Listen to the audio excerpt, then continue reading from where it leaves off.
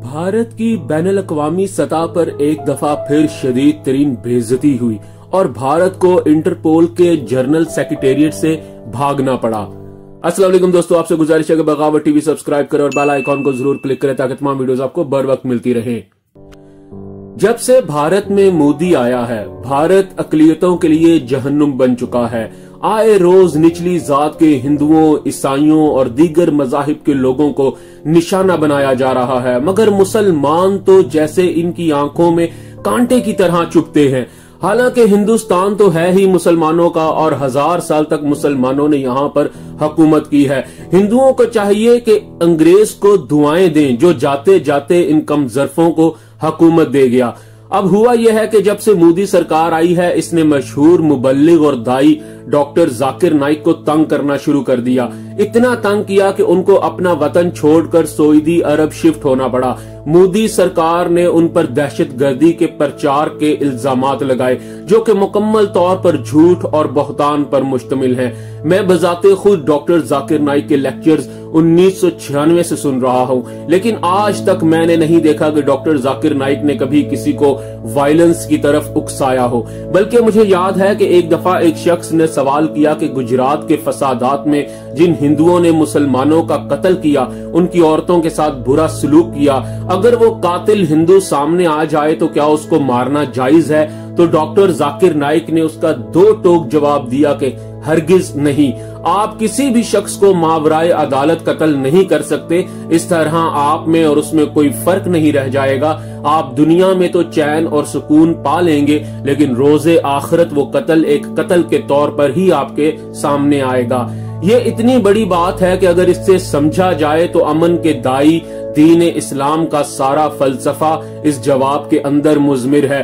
Doctor Zakir Naik का कसूर सिर्फ इतना था कि उन्होंने इस्लाम के मुतल्लिक गलत फहमियों को दूर किया। 9/11 के बाद जब पूरी दुनिया का मीडिया कह रहा था कि इस्लाम एक दहशतगर्द मजहब है, तब डॉक्टर जाकिर नाइक वो पहले दाई और मुबल्लिग थे जिन्होंने इस्लाम का मंतक और दलील के साथ दिफा किया और बड़े बड़े इज्तिमा के दौरान हिंदू, ईसाई और यहूदी मुबल्लिगीन को शिकस्त फाश दी। रसूल करीम सल्लल्लाहु अलैहि वसल्लम की एक हदीस मुबारका है जिसका मफहूम है कि कयामत से पहले दीन पर चलना ऐसा होगा कि गोया हाथ में जलता हुआ अंगारा थाम रखा हो। मोदी सरकार 2017 से अब तक 3 मरतबा इंटरपोल में ये दरखास्त लेकर गई कि डॉक्टर जाकिर नाइक का रेड वारंट जारी किया जाए और पिछले दिनों इंटरपोल ने तीसरी मरतबा भारत की ये दरखास्त मुस्तरद कर दी और कहा कि भारत ने जो इल्जामात लगाए हैं वो बहुत ही कमजोर और गैर मुतल्लका हैं, इसलिए इस दरखास्त को खारिज किया जाता है।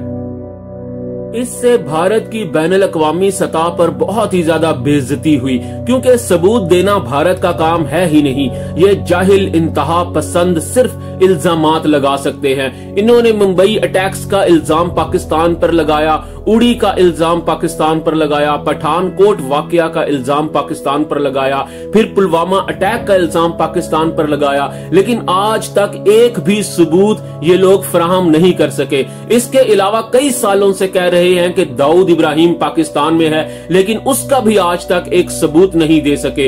ये वो अक्लो खिरद से आरी कौम है जिसने फरवरी और मार्च के महीनों में अपने कुल 3 मिग जहाज, 1 हेलीकॉप्टर और कई जवान गंवा कर भी ये यकीन नहीं किया कि ये सब उनका नुकसान हुआ है और F-16 तबाह करने और बालाकोट स्ट्राइक में 300 दहशतगर्द मारने वाले जैसे झूठों पर यकीन कर लिया जिनकी एक तस्वीर भी कहीं पर वजूद नहीं रखती। कुलभूषण यादव की शक्ल में हमारे पास भारत की दहशतगर्दी का जीता जागता सबूत है, लेकिन उस पर भी ये कौम यकीन करने को तैयार नहीं। तो भला आप एक ऐसे दहशतगर्द मुल्क से और क्या तवक्को कर सकते हैं कि वो सबूतों, अकल, मंतक और दलील पर यकीन रखते होंगे? हरगिज नहीं।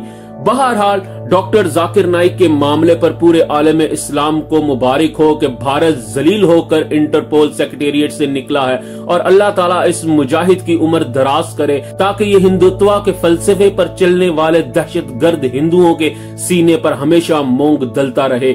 आमीन सुम्मा आमीन।